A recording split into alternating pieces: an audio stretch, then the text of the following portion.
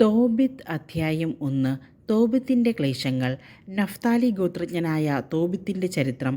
തോബിത്ത് തോബിയേലിൻ്റെയും തോബിയേൽ അനനിയേലിൻ്റെയും അനനിയേൽ അദ്വേലിൻ്റെയും അദ്വേൽ അസിയേലിൻ്റെ പിൻഗാമികളിൽപ്പെട്ട ഗബായേലിൻ്റെയും പുത്രന്മാരാണ്. തോബിത്ത് അസറിയ രാജാവായ ശൽമനേസറിൻ്റെ കാലത്ത് ഗലീലിയിലെ കേദേശ് നഫ്താലിക്ക് തെക്ക് ആശേറിന് മുകൾ ഭാഗത്ത് സ്ഥിതി ചെയ്യുന്ന തിഷ്ബയിൽ നിന്ന് തടവുകാരനായി പിടിക്കപ്പെട്ടു. ഞാൻ തോബിത്ത് ജീവിതകാലമത്രയും സത്യത്തിൻ്റെയും നീതിയുടെയും മാർഗത്തിലാണ് ചരിച്ചത്. അസറിയായിലെ നിനവേയിലേക്ക് എന്നോട് കൂടെ പോന്ന സ്വദേശീയരായ സഹോദരർക്ക് ഞാൻ നിരവധി ഉപകാരങ്ങൾ ചെയ്തിട്ടുണ്ട്. സ്വദേശമായ ഇസ്രായേലിൽ ഞാൻ താമസിച്ചിരുന്ന ചെറുപ്പകാലത്ത് തന്നെ എൻ്റെ പൂർവ്വപിതാവായ നഫ്താലിയുടെ ഗോത്രം മുഴുവൻ ജെറുസലേം ഭവനത്തെ പരിത്യജിച്ചു. ഇസ്രായേലിലെ എല്ലാ ഗോത്രങ്ങളിലും നിന്ന് തിരഞ്ഞെടുക്കപ്പെട്ടത് ജെറുസലേമാണ്. സകല ഗോത്രങ്ങളും ബലിയർപ്പിക്കേണ്ടത് അവിടെയാണ്. അത്യുന്നതൻ വസിക്കുന്നതും എല്ലാ തലമുറകൾക്കും വേണ്ടി എന്നേക്കുമായി പ്രതിഷ്ഠിക്കപ്പെട്ടതുമായ ആലയം അവിടെയാണ്.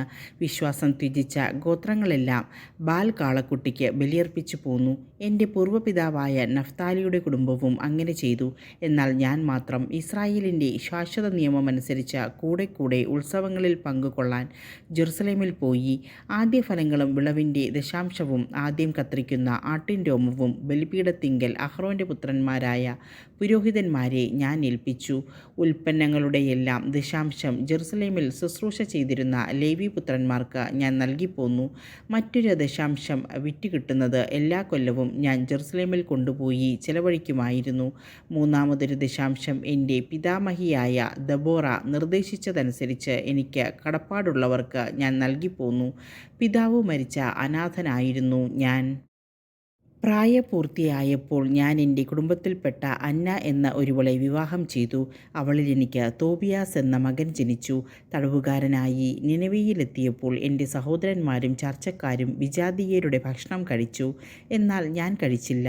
കാരണം ദൈവത്തെക്കുറിച്ചുള്ള ഓർമ്മ എൻ്റെ മനസ്സിൽ നിറഞ്ഞു നിന്നിരുന്നു.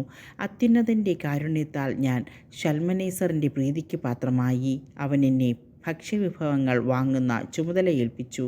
അങ്ങനെ ഞാൻ മീദിയായിൽ പോകുക പതിവായി.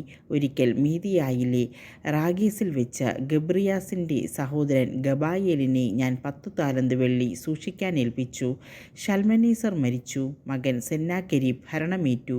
അവൻ്റെ ഭരണകാലത്ത് രാജവീതി സുരക്ഷിതമല്ലാതെ വന്നതുകൊണ്ട് ഞാൻ മീദിയായിൽ പോകാതെയായി. ശൽമനേസറിൻ്റെ കാലത്ത് ഞാൻ എൻ്റെ നാട്ടുകാർക്ക് വളരെയേറെ ഉപകാരം ചെയ്തിട്ടുണ്ട്. വിശക്കുന്നവർക്ക് ഞാൻ ഭക്ഷണം കൊടുത്തു. നഗ്നർക്ക് വസ്ത്രം നൽകി. എൻ്റെ ജനത്തിലാരുടെയെങ്കിലും മൃതശരീരം നിനവേയുടെ മതിലിന് വെളിയിൽ കിടക്കുന്നത് കണ്ടാൽ ഉടൻ ഞാൻ സംസ്കരിക്കുമായിരുന്നു. യൂദായിൽ നിന്ന് ഒളിച്ചോടി വന്ന ആരെയെങ്കിലും സെന്നാകെരീബ് രാജാവ് വധിച്ചാൽ ഞാൻ അവരെ രഹസ്യമായി സംസ്കരിക്കും. വളരെ പേർ അവൻ്റെ കോപാഗ്നിയിൽ പെട്ടു മരിച്ചു. രാജാവ് മൃതദേഹങ്ങൾ അന്വേഷിച്ചപ്പോൾ കണ്ടില്ല. ഞാനാണ് മൃതദേഹങ്ങൾ മറവു ചെയ്യുന്നതെന്ന് നിനവേക്കാരിലാരോ രാജാവിനെ അറിയിച്ചു. അതോടെ എനിക്ക് ഒളിവിൽ പോകേണ്ടതായി വന്നു. എന്നെ കൊല്ലാൻ അന്വേഷിക്കുന്നെന്ന് കേട്ടു പേടിച്ച് ഞാൻ നാടുവിട്ടു. രാജാവ് എൻ്റെ വസ്തുവകകൾ കണ്ടുകെട്ടി.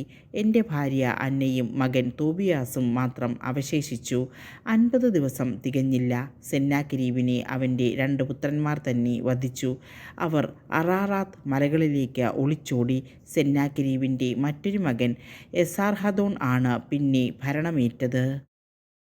അവൻ എൻ്റെ സഹോദരൻ അനായേലിൻ്റെ പുത്രൻ അഹിക്കാറിനെ രാജ്യത്തിലെ വരവു ചെലവുകളുടെയും എല്ലാ വകുപ്പുകളുടെയും മേൽനോട്ടമേൽപ്പിച്ചു.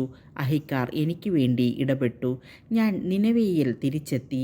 രാജാവിൻ്റെ പാനപാത്രവാഹകനും രാജമുദ്രയുടെ സൂക്ഷിപ്പുകാരനും കണക്ക് സൂക്ഷിപ്പുകാരനും ആയിരുന്നു അഹിക്കാർ.